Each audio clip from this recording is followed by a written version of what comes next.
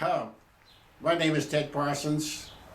I was born in Boston about 80 years ago, and I went in the Navy when I was 17, served in the Navy, and went to college and graduated Boston College, and I met my wife during that period of time.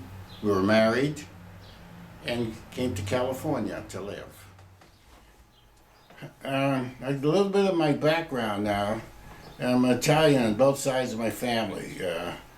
My mother was born in Italy, and my grandfather was born in Italy, so I'm all Italian.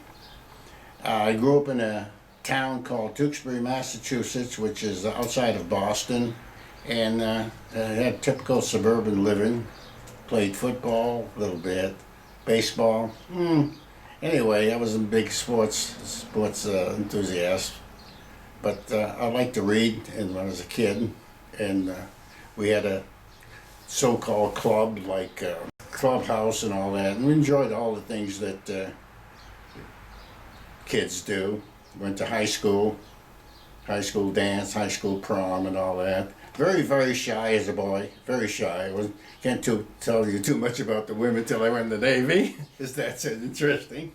Anyway, so I grew up and I led a kind of a normal. I want to preface this anecdote I'm going to tell you about my experience with segregation. I grew up in New England, and at that time there was no segregation. There was no segregation at all. I went to school with black kids, and my father worked in a factory as a machinist, and there was black people working with him. So I had no idea I didn't think about segregation at all until I went in the Navy. My first experience with the segregation is I was sent up to Floyd Bennett Field in New York with several other sailors. We were going down to transport some aircraft down to Pensacola. So we stopped and we had a layover. We did a period of several hours, so our pilot told us to go to the mess hall and get some chow. We walked over to the mess hall. We walked in and saw all these black faces, and they stared at us and says, like, "What are you white people doing here?" You know. So we got the message. This was a black segregated mess hall. So I says, well, I forget the guy's name, but I says, why don't we stay here and just eat, you know? I says, what's the difference? They're not going to. Anyway, he said, I don't eat with niggers. And he said it loud enough to embarrass me and scare me in a way. These guys were glaring at us like, you know, he's going to kill us for that remark. Anyway, we walked up and I said to him, why did you do that? He says, I don't eat with black niggers. I don't sleep with them. I don't talk to them. I don't do anything with them. And that's the way it is. An incident occurred. I was in the Navy, and I wasn't privy to it at the time, but there was talk that the blacks were loading live ammunition in San Francisco, Port Pittsburgh.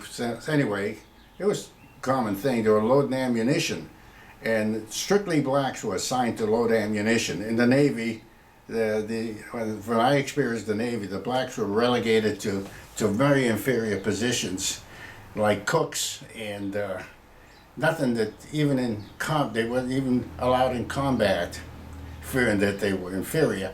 But anyway, going back to they refused to load ammunition. And they were all put on trial for mutiny, and there was a big trial there, and the Navy made it quiet because it was obvious that the whites weren't loading ammunition, the blacks, and they feared for their lives that one of those things would go, and then it is. So they paid for that thing, quietly paid for it. In other words, they were put on the court-martial, and slowly they let them go. So they kind of quieted the incident. And then the incident that occurred was that I got on a bus and didn't realize. I should have known segregation was all over the place, but I didn't think about a bus. I got on the bus. The bus was kind of crowded, So I saw a lot of space in the back of the bus. So I said, I'll walk over the back. So I decided to go to the back of the bus. Before I got to the back, actually, the bus driver summoned me, called me, he said, "Hey, sailor, I want to talk to you." And I said, "What's this guy want, you know?" He says, you can't go in the back, that's strictly for blacks."